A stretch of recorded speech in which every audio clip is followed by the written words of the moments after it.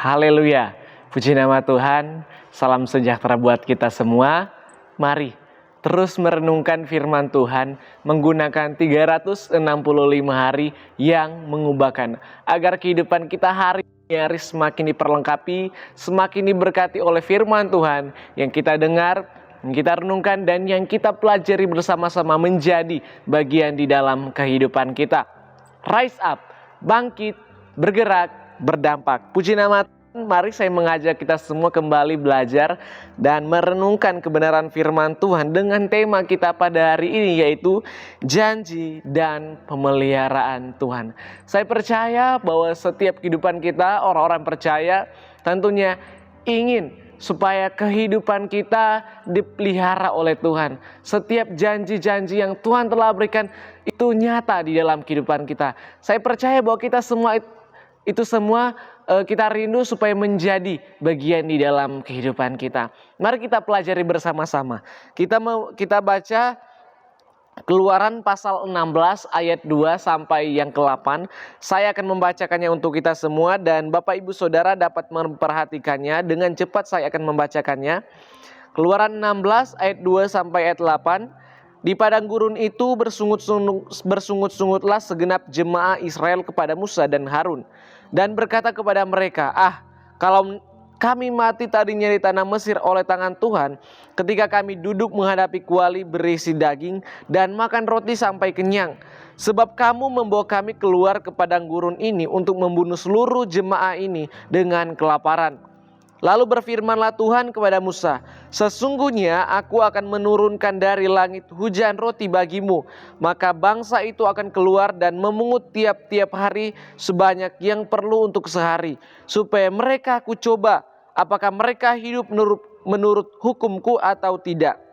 Dan pada hari yang ke-6 apabila mereka memasak yang dibawa mereka pulang, maka yang dibawa itu akan terdapat 2 kali lipat banyaknya dari apa yang dipungut mereka sehari-hari.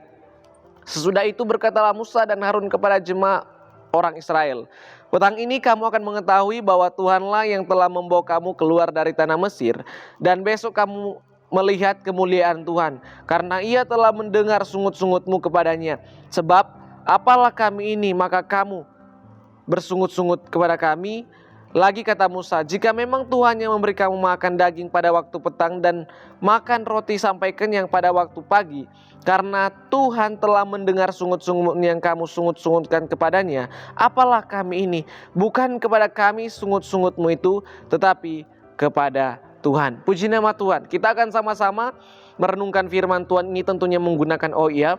Kita akan mengobservasi, interpretasi, dan aplikasi. Di dalam observasi kita tahu bersama bahwa kitab Keluaran ini ditulis oleh Musa, diberikan hikmat dan pengilhaman daripada Tuhan.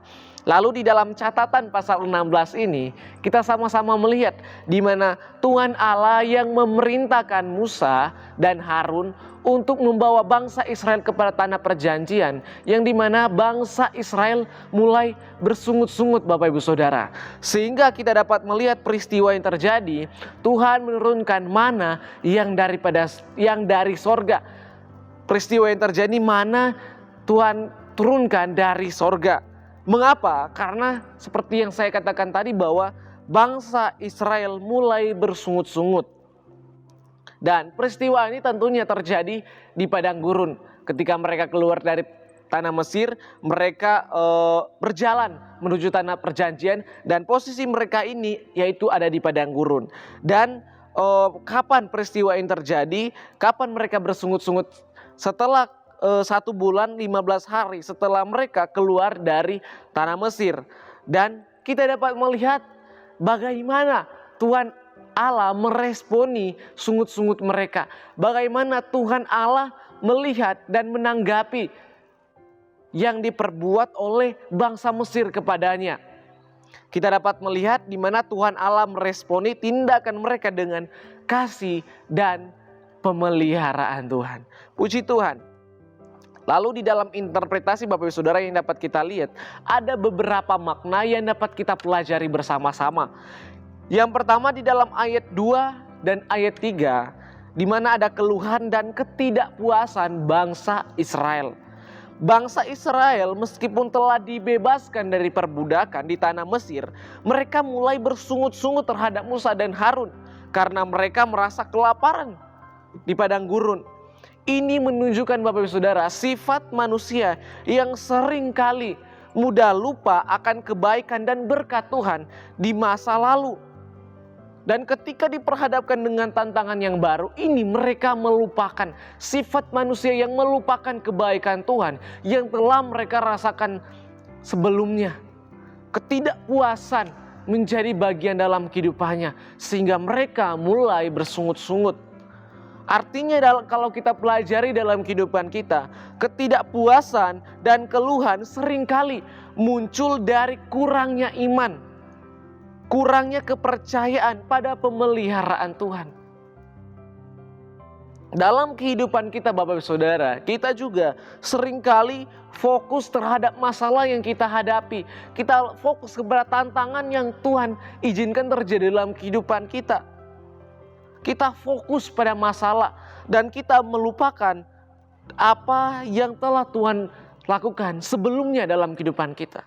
Kita lebih fokus pada masalah daripada mengingat kebaikan Tuhan. Kita lebih fokus kepada masalah daripada mengingat janji Tuhan yang telah kita klaim menjadi bagian dalam kehidupan kita. Oleh sebab itu, kalau keluhan terjadi dalam kehidupan kita atau ketidakpuasan terjadi dalam kehidupan kita, kita harus pertanyakan dalam kehidupan kita. Apakah iman kita kurang?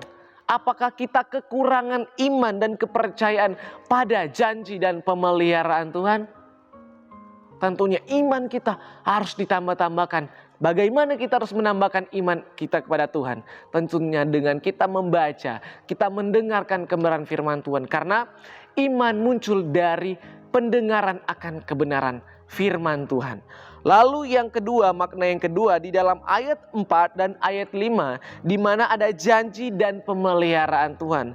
Janji roti dari sorga. Tuhan mendengar keluhan bangsa Israel dan berjanji untuk menurunkan roti dari langit. Dan bukan hanya satu hari, seminggu, sebulan atau setahun saja. Melainkan Tuhan berjanji untuk menurunkan roti dari langit setiap hari Bapak Ibu Saudara. Ini adalah bentuk pemeliharaan Tuhan yang langsung nyata kepada bangsa Israel. Lalu kemudian janji yang kedua yaitu mereka tentunya harus mengumpulkan roti, pengumpulan roti. Tuhan juga memberikan instruksi yang spesifik kepada bangsa Israel tentang bagaimana mereka harus mengumpulkan mana. Yang dimana di sini mengajarkan mereka untuk disiplin dan ketergantungan harian kepada Tuhan Bapak Saudara.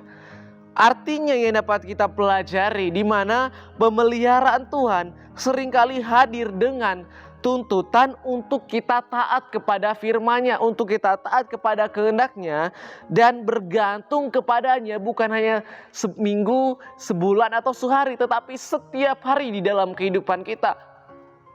Dan ini juga mengingatkan kita tentang doa. Beri kami pada hari ini makanan kami yang secukupnya, yang kita kenal atau kita ketahui, yaitu dalam doa Bapa kami, yang mengajarkan setiap kita Bapak Ibu Saudara untuk kita terus disiplin dan bergantung kepada Tuhan setiap hari.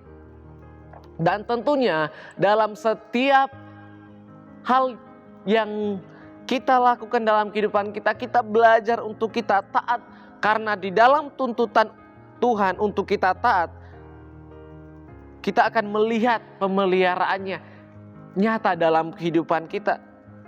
Doa Bapa kami, beri kami pada hari ini makanan kami yang secukupnya, yang mempunyai makna yang sangat dalam, supaya kita bergantung kepada Tuhan bukan hanya kadang-kadang, tetapi Bapak Ibu Saudara mengingatkan kita untuk kita bergantung kepada Tuhan setiap hari. Kalau cukup sehari, oke sehari saya bergantung kepada Tuhan.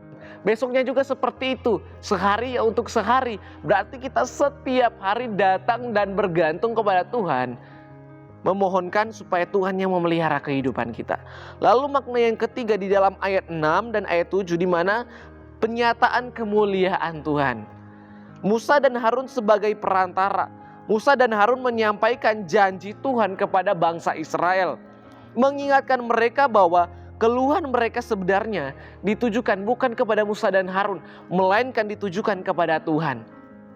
Setiap keluhan-keluhan yang kita keluarkan tanpa kita menyadarinya, walaupun tidak secara langsung, kita sebenarnya mengeluh kepada Tuhan. Kita mengeluh kepada Tuhan. Lalu kemudian kemuliaan Tuhan terlihat. Tuhan menjanjikan bahwa mereka akan melihat kemuliaannya ketika Ia memberikan daging pada malam hari dan roti pada pagi hari. Ini adalah tanda kehadiran dan kuasa Tuhan di tengah-tengah mereka. Yang artinya yang dapat kita pelajari, penyataan kemuliaan Tuhan seringkali datang melalui pemeliharaannya dalam kebutuhan kita sehari-hari. Kita akan merasakan kebaikan Tuhan, kita akan dapat merasakan pemeliharaan Tuhan di dalam kehidupan kita. Dan Bapak Ibu Saudara, kehadiran Tuhan dalam kehidupan kita dapat dilihat melalui berkat-berkat yang Ia berikan dalam kehidupan kita sehari-hari. Salah satu contoh berkat yang Ia berikan sehari-hari dalam kehidupan kita, yaitu kita boleh bernafas. Salah satu berkat, dan kalau kita mau menjabarkannya, banyak tentunya berkat yang Tuhan telah berikan dalam kehidupan kita. Tetapi saya memberikan salah satu contoh, yaitu kita boleh bernafas. Mungkin kita bisa melihat, kita bisa mendengar, kita bisa berpikir, dan masih banyak lagi berkat-berkat yang Tuhan berikan dalam kehidupan kita. Lalu yang keempat, ayat yang ke-8, makna yang keempat di dalam ayat yang ke-8, di mana pengenalan dan pengakuan. Musa yang mendengar keluhan. Musa menekankan bahwa keluhan bangsa Israel adalah keluhan terhadap Tuhan yang mendengar dan meresponi dengan kasih dan pemeliharaan. Daging dan roti itu sebagai tanda. Tuhan memberikan daging dan roti sebagai tanda bahwa Ia adalah Allah yang setia dan berkuasa, yang peduli terhadap kebutuhan umatnya. Yang artinya yang dapat kita pelajari di dalam kehidupan kita, pengakuan bahwa segala sesuatu yang kita terima itu adalah dari Tuhan. Dan itu mengajarkan kita untuk kita bersyukur dan bergantung sepenuhnya kepadanya. Bukan bergantung setengah, tetapi sepenuhnya kepada Tuhan. Mana sebagai roti kehidupan adalah bayangan dari Yesus Kristus, yang adalah roti hidup yang sejati. Aplikasinya dalam kehidupan kita, terus kita menambah-nambahkan iman dan kepercayaan. Kita belajar iman dan kepercayaan untuk kita aplikasikannya. Bagaimana kita menambahkan iman? Di awal sudah saya katakan bahwa kita harus mendengar firman Tuhan tentunya. Karena pendengaran akan firman Tuhan akan muncul iman kita, akan ditambah-tambahkan. Dan ketika kita membaca, kita merenungkan dan pelajari firman Tuhan, tentunya iman kita juga akan ditambah-tambahkan. Di tengah keluhan dan ketidakpuasan, mari kita belajar Bapak Ibu Saudara untuk lebih percaya kepada janji dan pemeliharaan Tuhan. Kenapa? Karena Tuhan yang Maha tahu kebutuhan kita dan akan memenuhi setiap kebutuhan kita sesuai dengan rencananya tentunya. Lalu kemudian yang kedua, aplikasi yang kedua tentunya ada pengakuan dan ucapan syukur kita kepada Tuhan. Kita belajar pengakuan dan ucapan syukur untuk kita aplikasikan di dalam kehidupan kita sehari-hari. Kita juga belajar untuk selalu mengakui bahwa segala sesuatu yang baik tentunya berasal dari Tuhan. Dan kita belajar untuk selalu bersyukur atas berkat-Nya yang melimpah di dalam kehidupan kita Bapak Ibu Saudara. Kita belajar mengakui bahwa semua yang baik daripada Tuhan, dan kita bersyukur bahwa semua yang baik itu berkat-berkat melimpah di dalam kehidupan kita. Dan biarlah kehidupan kita semakin dikuatkan dalam iman dan pengharapan kita kepada Tuhan. Dan mari kita juga bersyukur atas roti kehidupan yang diberikan oleh Tuhan, yang tidak hanya memenuhi kebutuhan fisik kita, tetapi juga memenuhi kebutuhan rohani kita melalui Tuhan Yesus Kristus. Amin. Untuk kebenaran firman Tuhan, kiranya firman Tuhan dapat menjadi berkat, kekuatan, dan bekal bagi setiap kehidupan kita. Terima kasih telah mengikuti Renungan 79 yang mengubahkan.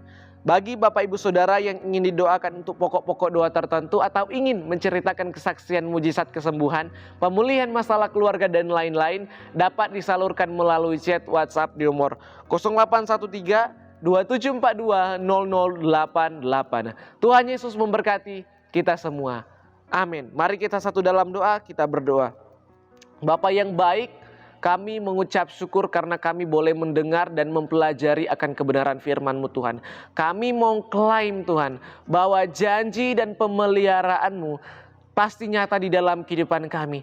Dan kami percaya Tuhan, dengan iman kami percaya akan janji dan pemeliharaan Tuhan. Dan kami mau mengakui akan kebesaran-Mu, berkat-berkat-Mu yang nyata dalam kehidupan kami Tuhan.